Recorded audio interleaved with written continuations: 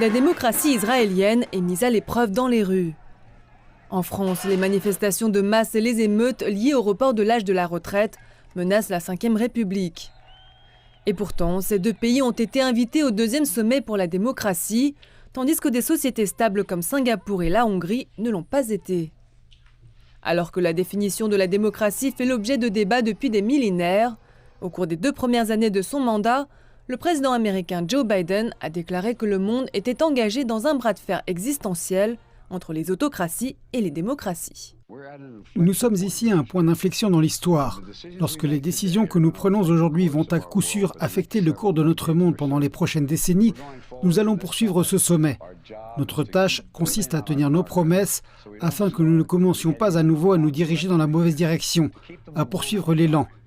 Il s'agit d'un tournant pour notre monde vers une plus grande liberté, une plus grande dignité et une plus grande démocratie. Les beaux discours mis à part, la liste des invités au sommet, tout comme lors du premier sommet en 2021, suggère que les États-Unis se voient comme l'arbitre de ce que constitue une démocratie.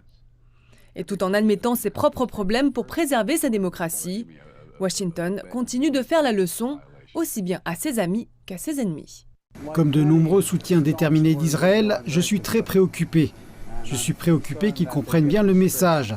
Ils ne peuvent pas continuer sur cette voie et j'ai en quelque sorte dit cela clairement.